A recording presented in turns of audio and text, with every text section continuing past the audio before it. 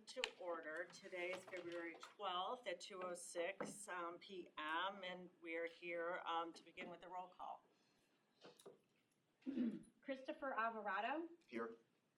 Mayor Burke, Here. Councilperson Conwell, represented. Mayor Daley Jones, Here. Mayor Gallo, here. Marka Fields, Here. Mayor Orcutt, Here. Councilperson Simon, Here. Mayor Weiss, Here. Mayor Wheelo, here. We have a quorum. Thank you so much. So today is our organizational meeting, which was set forth in our amended and updated bylaws. So we're here today to go through our roster board first and then have an election and nominate board chair and vice chair. So go ahead, Mary, do you want to? Sure. So for our board slate this year, it is all of you here. The 3 re-elections last year, and so I spelled your name right there, Chris. So as you can see, we have a new member here, Chris Alvarado. Chris Alvarado is now the county executive appointment, taking Mike Dever's place, who served a very long term on this board and as chair. And so we are very grateful for his service, and we are very excited to welcome Chris as well. Okay, so we will go, I guess, with our nominate and elect the board chair and board vice chair. Do I have nominations to elect a board chair? That's right. Anyone? I can nominate Chris Alvarado. Good Lord. Baptism by fire. It's good to be back. Second. You're in. You're amongst your peers. Okay, all in favor for board chair? Oh, aye. Aye. Any opposed? Okay. Congratulations. Thank you. Do you have your name tag on and? Great. Okay. So then secondly is vice chair.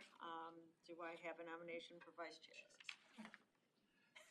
Can we nominate the same person for vice Oh, chair? for- I don't know how that works. Someone can nominate the one who's already serving as vice chair, unless there's someone else. Do we have somebody currently? Sunny is vice chair. Because you're leaving us. How about, do you want to be vice chair? No, I'll. Okay. Okay, Second. okay, first by Mayor Wheeler, second Daley Jones, all in favor? Aye. Okay, thank you. Any opposed? So do you have any comments? I have no comments other than just sheer and utter surprise, but I'm happy to help lead.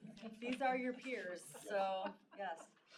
So thank you so much for allowing me to serve as vice chair again. And I just want to say a couple words that when the new government formed 2011, I was appointed to the Planning Commission, and Mike Dever was here with me at the beginning, and we've gone through a lot of changes, but consistently have, I believe, a great team at the Planning Commission, and very proud to be a part of this group. So you've got some shoes to fill, and it's policy changes too. The directives from each executive have been different about how we want to allocate funding, how we want to support communities, how we want to have our grants used. So part of that is the role of our chair is to start working with us about those priorities.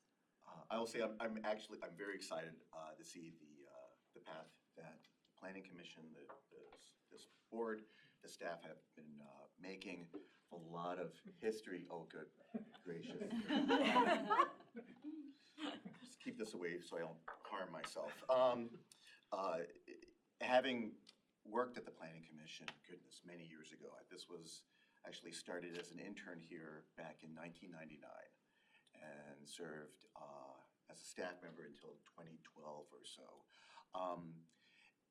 Throughout that entire time, there's been a commitment to not just serving the broader county, but serving individual municipalities, helping them to grow and to develop in ways that are responsible and that meet the needs of their citizens, but also the work that this Planning Commission has done throughout the region and the leadership it's taken actually nationally. So I'm just excited to be back and hope to be able to make meetings move efficiently and well. Should we go to the next? Do you get the agenda? I have the agenda, yes. So next on the agenda is to approve the 2026 board meeting schedule. You'll have that on page 3 of your packet. So take a look at that, make sure that there is no Do we get holidays. comments from the public? I think we do the organizational first and then we go to, Comments will be next after the meeting schedule. Oh, I thought we did that. no, that was board Oh. members, now this will be the board dates. Got it. Motion approved. Thank you. Very good. First by Sunny. Any further comment about the schedule? All in favor of approving the schedule as written, please say aye. Aye. Any opposed? Great. At this moment, then, we will entertain comments from the public. Are there any members of the public? Sorry, it's on its own. Comments? Going once, going twice? Okay. Hearing no comments, then we will take a look at the minutes from the December 11th board meeting, asking for approval of the minutes. Are there any changes that need to be made? Second. Very good. We've got a motion and a second. Any further comments? All in favor, please say aye. Aye. Any opposed? Thank you. Next, item 5 of the agenda, the fiscal update, specifically the 2026-27 biennial budget. Ms. Carafa? Jennifer's playing 2 roles today, and that is on vacation, so thank you for your dual purpose today. I don't know, Kevin. Thank you very much. I'm Jennifer Carafa, the Manager of Business Services. And I just have a very brief update on county planning's budget, since I was just in front of most all of you back in December. But at that time, our 26-27 biennial budget was not yet final. Next, county planning's total operating budget is funded at just over $3.1 million. We are fully supported by the county general fund with nearly 2.42 million for our operating costs and nearly 700,000 in non-operating program funds, which is primarily the Healthy Urban Tree Canopy grant and that programming.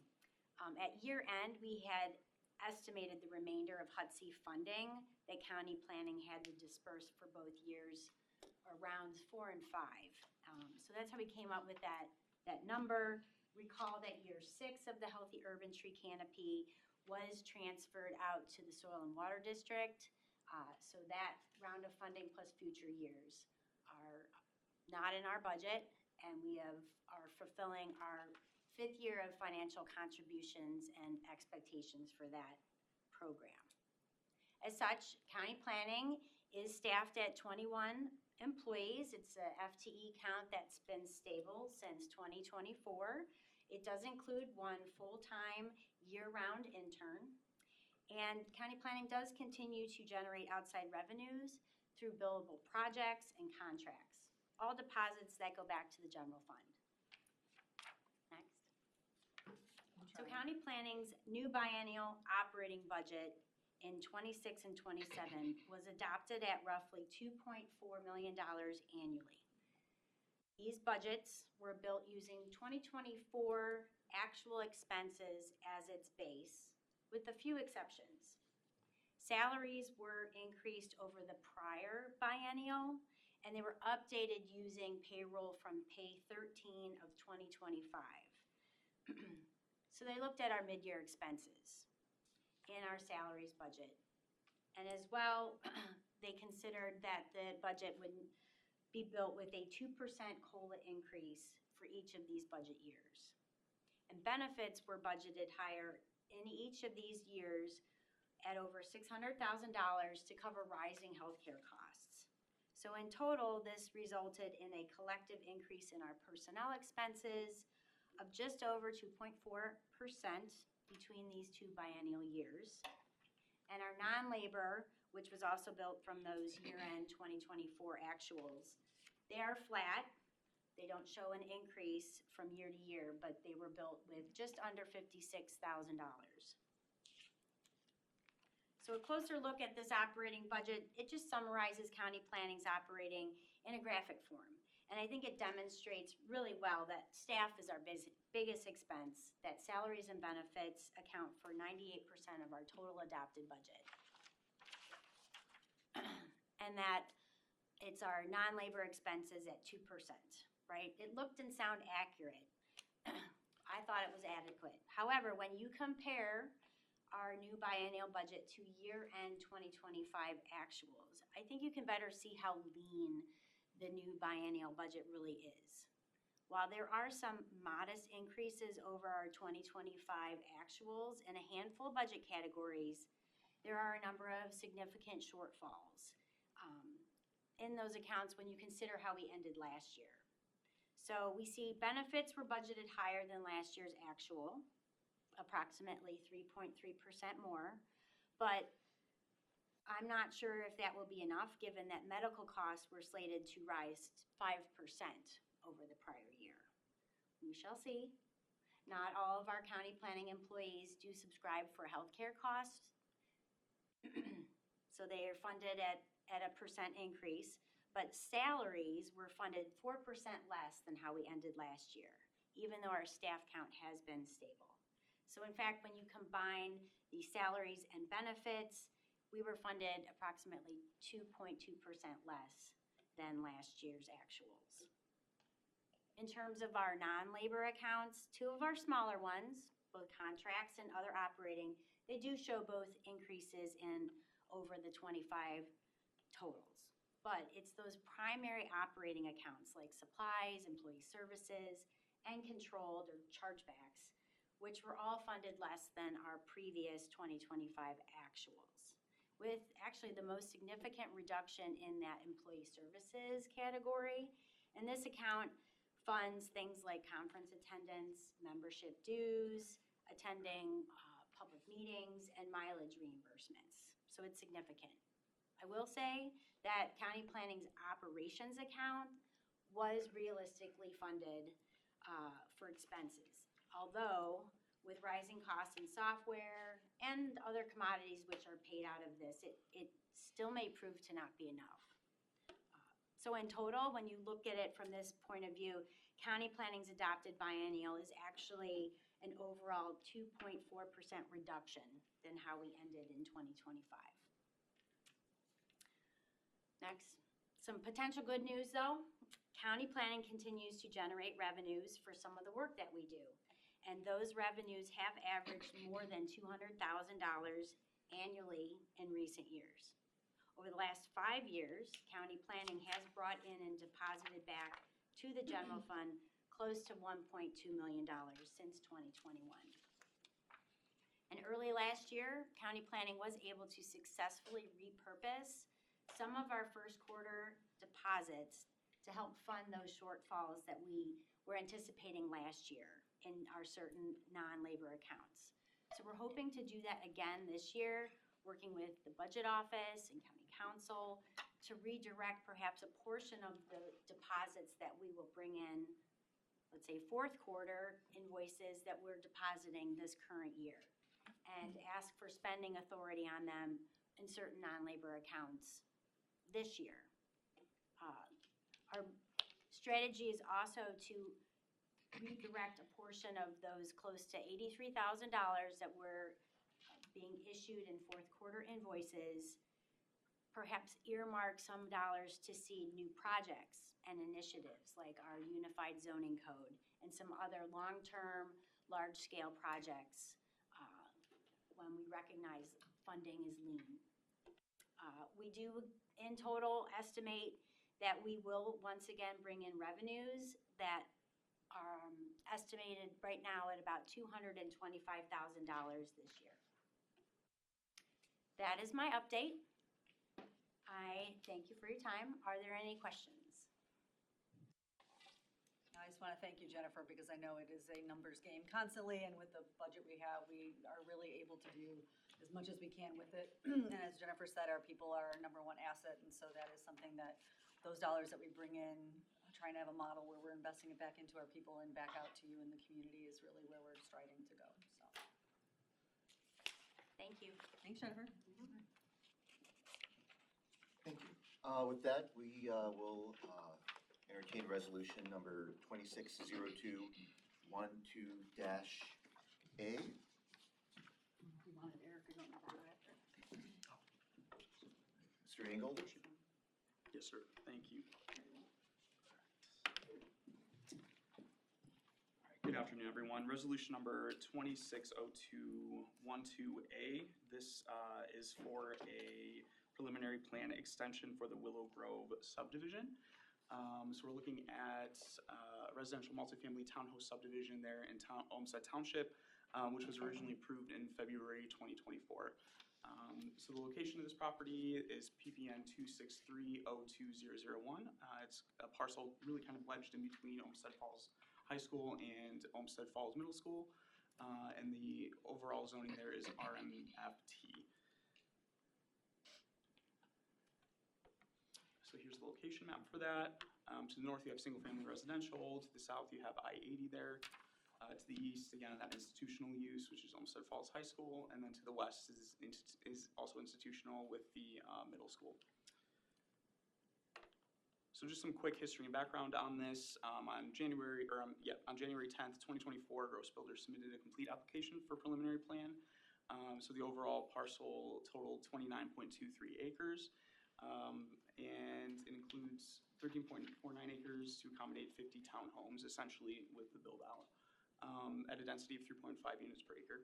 The project includes 772 lineal feet of roadway, 1,675 lineal feet of sidewalk, and the allocation of 2.7 acres of open space there. So with that, it met all of our standards, and this body approved the 50-unit preliminary plan at its February 2024 meeting per Resolution 240208. So the details of this particular request per 104.5, subsection 6C of the Cuyahoga County Land Development Regulations, the final plat approval shall be obtained during the 2-year preliminary plan approval period, unless this body approves per written request for extension, said extension filed with you all from the date of approval. So the developer has indeed done that. They've submitted a written request for an extension of the preliminary plan, which we're setting to expire, moving that forward to February 12th, 2028. It should be noted too that there are no more than two extensions per any kind of approved preliminary plan. So in the event they don't meet the February 12th, 2028 deadline, ultimately they would have to come back to you all for a full-blown resubmittal of the preliminary plan. So if you want to refer to the letter itself in your packet, I believe it's on page 17 there, they note that the work has been completed in accordance with all of the preliminary plan and improvement plans approved, but they did note some delays with some things.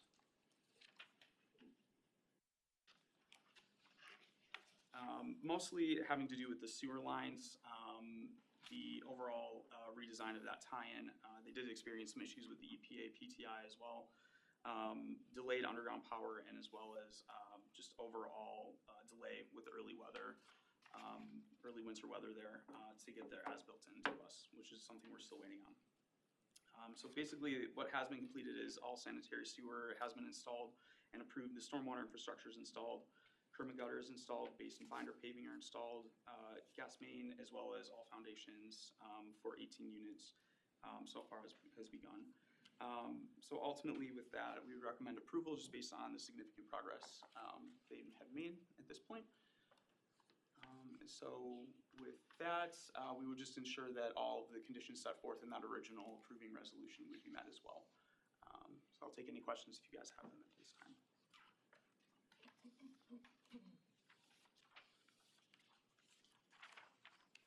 Any questions?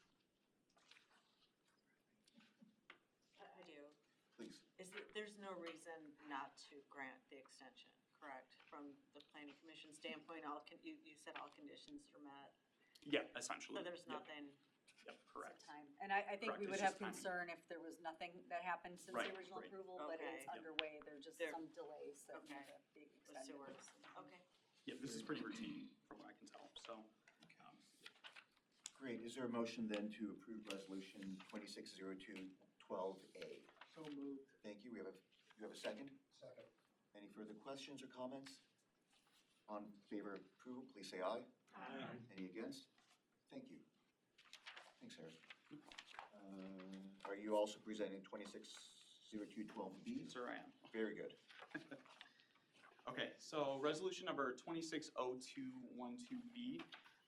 This is for the Sanctuary and Preserve subdivision. Basically, the applicant is requesting approval of phase modification of the master preliminary plan, combining the initial phases 2B and 5 into one new phase. Furthermore, the applicant seeks approval of the preliminary plan for phase 5 of the overall development there, PRD development, planned residential, for single-family detached homes. The location property is located on the south side of John Road, so that's between Fitch and Columbia Roads. So we're looking at around just over 24 acres there. And again, this is the PRD subdivision. I will not go into full detail on this. I'm actually going to skip to our recommendation in lieu of some recent events and some communication from the developer. So ultimately, based on our review process, Public Works has recommended disapproval of this development, just pending certain things that weren't provided and just questions that they had overall. And so essentially, we've gone through that process of reviewing it. We've been in communication with the developer. We've noted that this would essentially not be moving forward with this body. And so we did receive very last minute, just today actually, a request to table this application pursuant to working with Public Works as well as us as staff to address some of those issues. And I believe Mary is passing out what was requested there. And so with that, we do, as staff collectively is requesting that this body table this pending further study and overall review. Okay. So. Any comments or questions? Yeah, if we did not table this, then the recommendation would have been for the disapproval of the plan. Yes, sir. Very good. Do we have a motion then to table this until the March 12th meeting? So moved. Second. We have a second. Any further comment, questions? All in favor of tabling this until March 12th, please say aye. Any opposed? Very good. Thank you. Next, we have an information-only presentation on the West 117th Street corridor study. Thank you, and Rachel Novak is not here today, so Patrick Hewitt will be, oh my gosh, why did I take this back? I'm sorry. You're good. That's all. Patrick Hewitt will be presenting on this today. I get some extra stuff. That's good. Good afternoon, members of the board. Again, Patrick Hewitt, filling in for Rachel Novak, who will be running the West 117th Street corridor plan. This project comes out of the transit-oriented development work that we have been doing over the past few years. West 117th Street is for the most part, county road from Detroit Avenue North. It is at the border of Lakewood and Cleveland, and is not only a TOD corridor as we have identified, but also a priority corridor for RTA. Based on that work, we are anticipating a West 117th Street corridor plan forthcoming. We would be doing a lot of this work in kind, and communities would be contributing engineering funds, so we would not actually be asking for contract approval. So this information-only presentation is to let you know of a significant undertaking and the value of our in-kind work. West 117th Street is a major transportation corridor, runs north-south through Cuyahoga County. The planning process would include a number of major issues, including roadway reconfiguration, bicycle and pedestrian connections, safety and transit improvements and access, and looking at development potential along that corridor.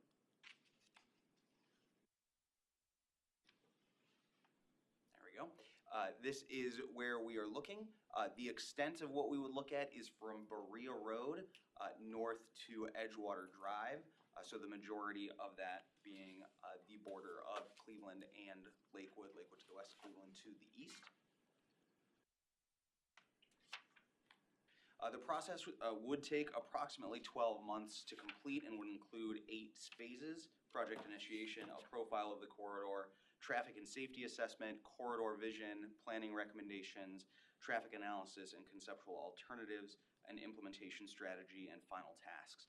2 of those tasks are noted as being engineering tasks. We do want to, as part of this project, get it to the point of being ready for preliminary engineering. So we intend to partner with various organizations, as mentioned earlier, to undertake some engineering estimates to create a TLCI-like plan that would then be eligible for federal funds. We anticipate a partnership between county planning, the cities of Cleveland and Lakewood, GCRTA, and our own county Department of Public Works. We would be providing professional planning services, assisting with public engagement, and we estimate that our services would cost $110,000 worth of in-kind support. Our partner agencies would be asked to provide engineering. We are having those conversations now. They would also be asked to assist with public engagement and collaborate during the process.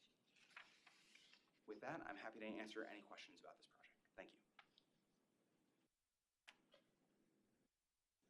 Vice Chair. Thank you. So how did this come to fruition that you were even going to handle this particular part of the county to do this planning? Yep, so it does come out of that TOD work because it is a priority corridor. It is for RTA and a TOD corridor for us. It is also not only a county road, but it is one of those few priority corridors where we are looking at the pavement condition as being very low. So it is likely to need construction in the coming years. We have kind of a short window where we would be able to undertake a planning process to make recommendations for potentially changing what that road looks like before future construction may be needed. Were there other parts of the county that you looked at other than this one? So we do look at all of those TOD corridors and TOD pavement condition corridors. ratings when we're thinking about this. This one kind of rose to the top because Jumped out. pavement condition, Okay. it is a county road. It is at the border of 2 communities also, Yeah. that's pretty critical also.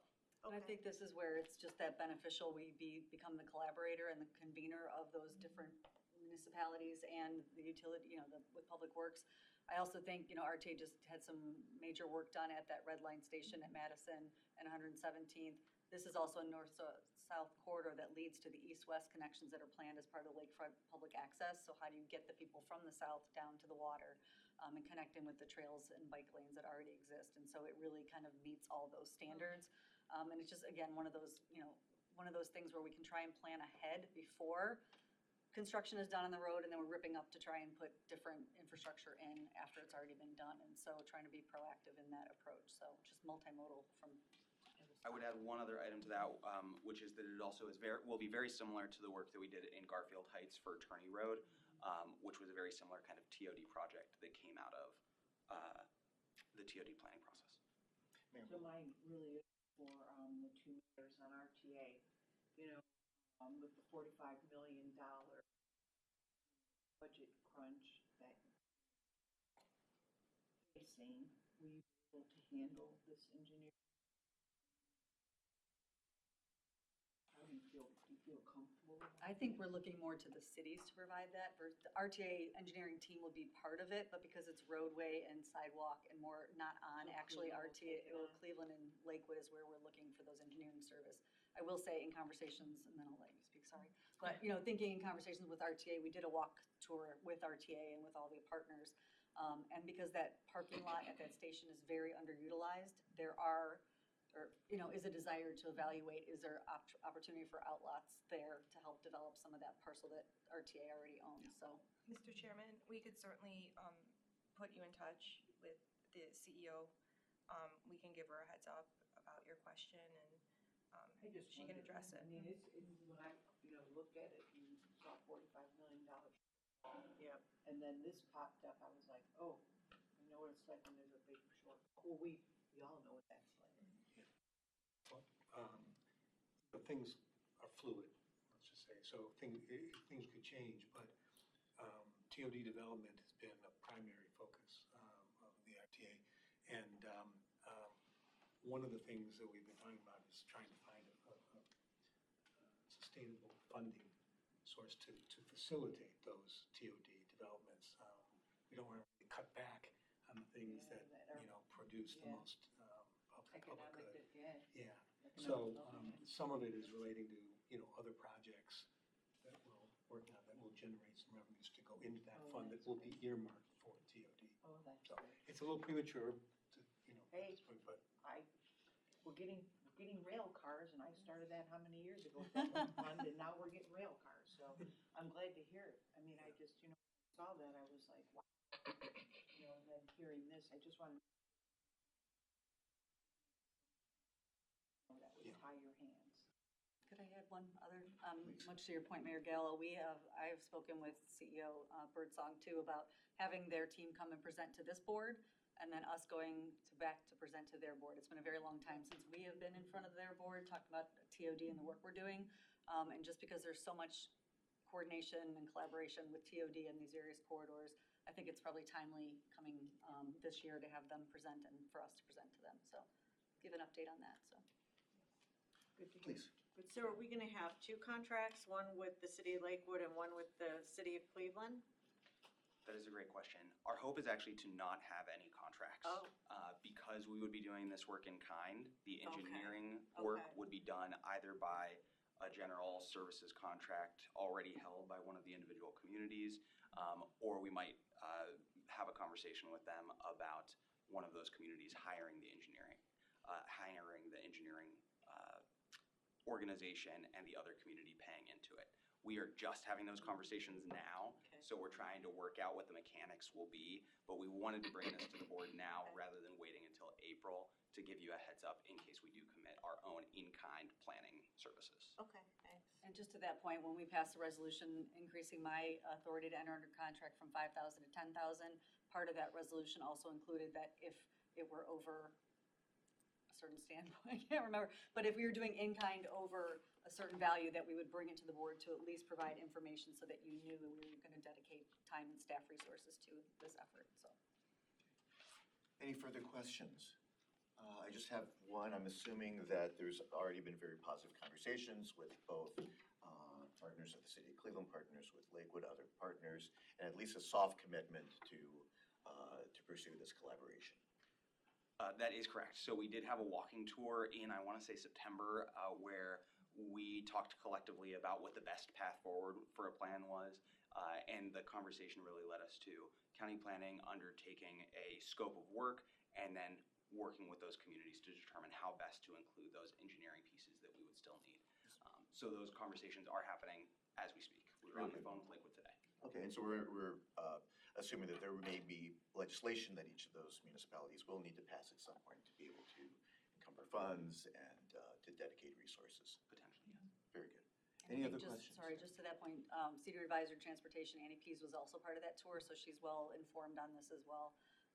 And I do think it's just one of those collaboration efforts that needs to happen in order to move something forward. I think our first step was, do we want to apply for TLCI back at the time when it was open, big competition for the very small planning dollars. RTA was also applying at that time for one of their last mile projects in the planning category, so we didn't want to compete against one of our own partners in it, and so that's why we decided we'll take on this, developing a scope, handling much of the lift and the planning side, and then look to the cities to help with the engineering. Further discussion, questions? Very good. Thank you, Mr. Harrod. We're Now I up need to to- item 9. You got it. So before I get started, just real quickly, I wanted to introduce our newest intern, Justin Finney is here with us. He's been a ray of sunshine thus far. He just started with us, what's this week? 2 weeks. Justin previously worked an internship at the city of Shaker Heights, so we got him highly recommended from Joyce Braverman, so he has been terrific here with us. I don't know if you want to say anything, but he is now just starting his master's program at Levin College, so. Hi, everyone. Thank you all for having me. Dear Mayor Weiss, good to see you again. I just want to thank the managership and managerial team for giving me this opportunity, and I'm excited to hear you all deliberate and discuss over the cases and whatnot. So thanks for having me. Appreciate it. Thank you. He has jumped right in. He's busy on a lot of projects, so that's what we love to put our interns right to work, and just want to welcome you officially to the team. So I have a few updates. I know we've had a lot thrown at you over the last several months and a lot of huge initiatives that are moving forward. I also be remiss, which I didn't include in my notes, but I wanted to let everybody know that Patrick Hewitt, along with the First Suburbs and others, have been selected for a session at the National Planning Association Conference in Detroit. So work that happened, it is continuing to thrive. We won an award last year for it, and now they'll get to be on the national stage at the national conference presenting a session on that. So congratulations to you and the team. Safe Streets and Roads for All, it's been a long time since we talked about this. So we'll go through a few initiatives and things that are coming up, but just for your awareness. So if you remember back in 2024, we were awarded a Safe Streets and Roads for All grant from the Federal Highway Administration for $600,000 of a reimbursable grant. At that time, there was a lot of language that was in flux of the grant. It took a very long time for us to get that first contract, and by then our capacity had really shifted from where we were when we got the award. We asked if we could delay our decision to move forward until this quarter, first quarter 2026, so we could figure out where we were staffing-wise and project capacity-wise. We previously brought this to the board, not knowing the timing of that original contract, and got your approval for me to enter into contract and receive funds. So we didn't want it to slow down things back then. Things slowed down a lot. So we are here at this point now. We have been told about which language in that contract has changed. We are still awaiting the revised contract, so we don't have that in hand yet. It is forthcoming, but we will be putting out an RFQ to engage a consultant to lead this effort. Part of that grant was that we had to commit to $150,000 of in-kind match, so we will be providing that much along the public engagement lines and with our partners that we always work with, coordinating with all the communities. Some communities already have their own Safe Streets and Roads for All grant, but this is really a comprehensive safety action plan for Cuyahoga County. So we'll continue to work with those who are having their own work that started before this, rolling it into this. And then we'll need approval from the board to enter into a contract with a consultant once that is selected. I will say too, NOACA safety is one of their big pillar priorities this year. I did mention in the Planning and Programming Committee meeting last week, or the week before, I think 2 weeks ago, that we were going to begin this work and that we wanted to make sure that we're coordinating with them on the efforts that they have around safety in communities. So a lot of coordination to make sure we look very coordinated with the Federal Highway Administration on these efforts. We are, to Jennifer's point, already having conversations with fiscal and OBM. This was something that we thought was going to happen last year, but we need to get dollars fronted in our account because this is a reimbursable grant. So we'll need dollars fronted to the account so that we can pay a consultant, and then once we get reimbursed, those dollars will go back. Originally, we thought we'd need all the money in 1 year, given the way things have gone and the timing.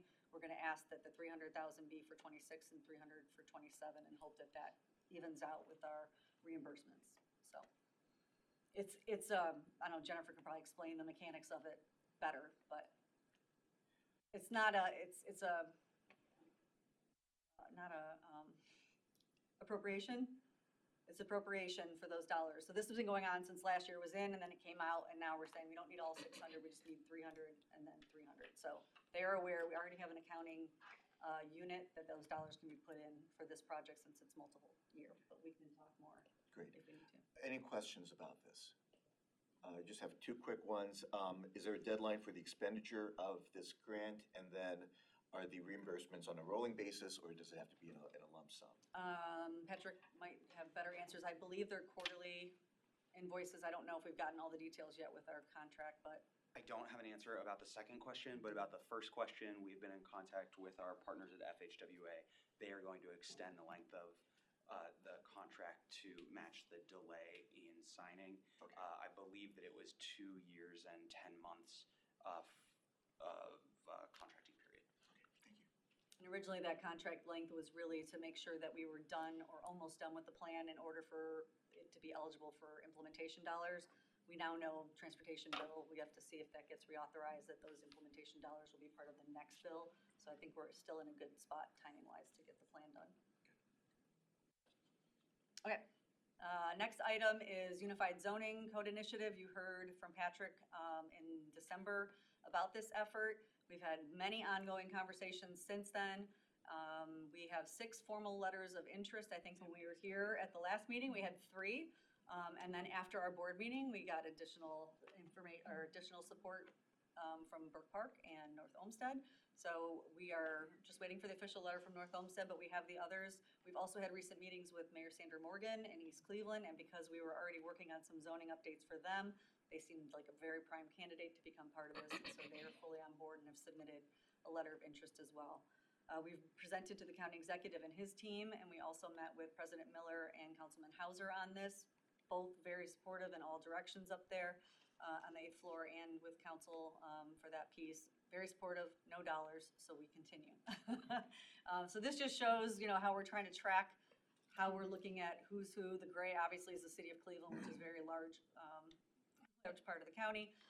They do have their TDM, they've got their form-based code that is working in different districts, so we continue talking with them and what's working for them and how they're gonna apply in future districts. You'll see the referendum zoning, the hatched areas for those communities. It would just be a little bit more difficult to pass a unified zoning code in there because everything has to go to the vote of the people.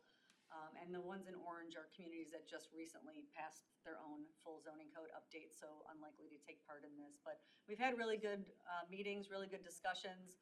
I would say Mayor Orcutt, we met with him and his team recently, and just, making us think differently on how we're selling this or really explaining it and coming up with some of the big points first, that this really does not take home rule away. It is adopted at the local level and is enforced at the local level, but is really creating this unified zoning code for all of Cuyahoga County that's then maintained by Cuyahoga County, our staff.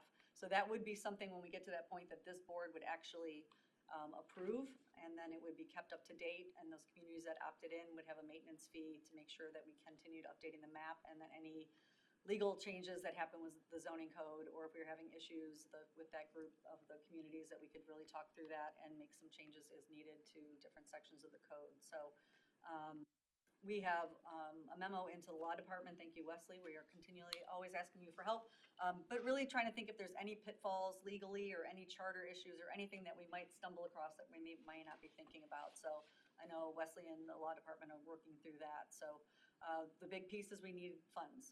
And back to Jennifer's point, if we can look at some of our first quarter deposits, estimating about 83,000, if we could take 50,000 of that perhaps and have it as the first seed money to go in for this effort, it's money that's going back out to the communities. And so obviously we'll have a commitment beyond the letter of interest for the communities that they will have to have an investment, but much as what we said is it took Garfield Heights, Mayor Burke knows, about $200,000 to do a full zoning code update in 2 years, and the City of Cleveland Heights was much similar number for their RFP that they put out. So we're estimating, an under $50,000, kind of thinking right now with the number we have about $35,000 per community, plus the $50,000 if we can repurpose that gets us closer to being able to put an RFP out and get a consultant on board.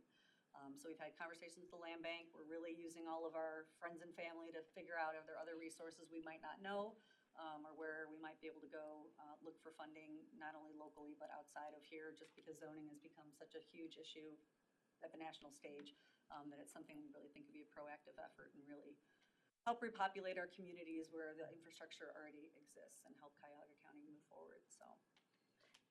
Mary, where will this live? Not the planning commission, right? Yes. Because Mhm. you're gonna have a staff person. I mean, we're planning, Mhm. but is there a point person? What's the Yeah. vision I mean, for it's all this? things we're really trying to figure out. If, in the perfect world, we would raise enough funds that we could fund a dedicated staff person for this for 3 years and then have another way to fund going forward for maintenance, I think we could handle on our own. But right now, we're gonna have to have our own staff internally be the point. But again, we're gonna hire a consultant that would lead the technical zoning work. So it'd be a coordinated person in our office that would help lead all the public engagement, which again, we talked about going out, meeting with your communities, meeting with your commissions, your boards, your council, really helping everyone understand what this is. So at this point, we don't have money to hire a new person. It would be ideal to do so. So when you met with the executive and council president, you said they're supportive, but there'll be no money. At this point, there's no funds that have been identified. I know Chris Alvarado and I have spoken again on potential sources of funding. I mean, the budget is, it's what it is at the county level, and it's not something that we requested last year, and so it's something that we're gonna try and seek outside funds for this effort to at least get off the ground, and then look if there's future ways to fund it going forward. Yeah, our understanding is that we have to have an idea of what the expenses are gonna be, what the overall budget's gonna be, what kind of commitments we have, and then look at what that gap then, what that would need to be filled, and at that point, maybe have negotiations about how to fill that gap, and certainly conversations with county council throughout that. We had some ARPA money sitting somewhere, we'll have to take it.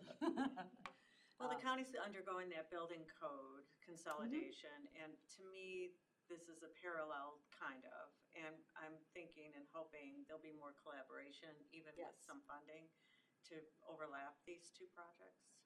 There have actually already been conversations between members of the team, including myself, that have been working on the division of building standards and those services to communities, and with Mr. Hewitt, Director Serby, and their team about how that works together. Absolutely. Yes. Will there be any kind of like participation from the municipalities that are interested? From a standpoint of, you know, it cost Garfield Heights $200,000 to rewrite our zoning, but had something been available where I could pay $100,000, I'm sure I would have taken Yeah. that, or whatever it is. Being that there's so many municipalities that are interested, maybe it's a combination of all of them. Yeah. To help Yeah. cover those funds. And it's a good point, and we've talked about this too, of, you know, if we have the early adopters of the 7 that we've got now, and then someone comes along later, they can't just pick up the code and take it for free, that there's gotta be some structure of how that moves forward. So I think, I don't know if there's anything you wanted to add to it, but I think, you know, we're still thinking through what that long-term and beyond the initial communities looks like. Yeah, absolutely. We are likely to limit ourselves at about 10 communities. At some point, it gets in the first round, at some point, it gets a little cumbersome, but our goal would be afterward to then encourage other communities to come on board with each community. As Mary mentioned, it would require additional funds to go through their code, go through their charter, see whether or not there are districts or standards that may need to be adjusted as a result of that community's peculiarities, and make those updates, get that adopted, and then get involved in the ongoing maintenance fee that would also keep an updated zoning map. For the communities that aren't involved, it's still a public document, and I'm sure that we'd be more than happy to present on it where we could, if that's helpful to other communities as well. And I will add, we are on the agenda for the February Mayors and Managers meeting too, so we've talked to the first suburbs, we've talked to all of you, but to get it a little bit farther out in the communities that we are doing this, that way other people are aware as well. So we will tighten up our response in terms of next steps on beyond the first. Okay. All right. So if you remember, last year was the first year we put together a work plan for you. I know you cannot possibly read this. I will email it out with, after the meeting with the slides, but really keeping to the main pillars of community planning, countywide initiatives, partnerships, zoning, data resources, and mapping, grant administration and support, and really identify what are our strategic imperatives in those topic areas. And then from this, we then build, so these are the different categories here. We really keep these very broad. I shouldn't say very broad, but they're broader than a specific task at hand or an activity. So from this, we've gotten input from all the team members here. We'll move forward with this being our work plan for 2026. And then for the entirety of the 5 pillars, we then develop activities, metrics, and goals for each of those. So that is what we are undertaking here in the first quarter. When we did it last year, my thing is not moving again. Oh, okay. So really just to measure our impact and success. I mean, that was one of my basic questions, or how do we know we're doing a good job if we're not measuring anything? So I think that really became the guide to say, we need a goal, we need goals, we need metrics, we need to figure out how we're doing things and what we want to accomplish, knowing we can't do everything. So we last year achieved a completion rate of approximately 80% of those goals. For our first year, I thought that was pretty good. So I'm going to push the team this year to go for a goal of 90%. A lot of them were delays due to things like Safe Streets and Roads for All that we couldn't have anticipated not completing that. But we continue to work with all the communities, and I think what we do align for the goals for this year, we should be able to accomplish that. So I will keep you posted as we go throughout the year on our progress and work through any questions you may have as the work that we're doing. And that is it. Splendid. Perfect timing. Look at that. Is there any old business? Hearing none, any new business? Very good. I will move to adjourn. Do we have a second? Second. Thank you very much, everyone. Is that Mayor Weiss or Mayor Burke? Here, Burke. See, this is the kind of board meeting we like to have. Chairman, done in an hour. Go.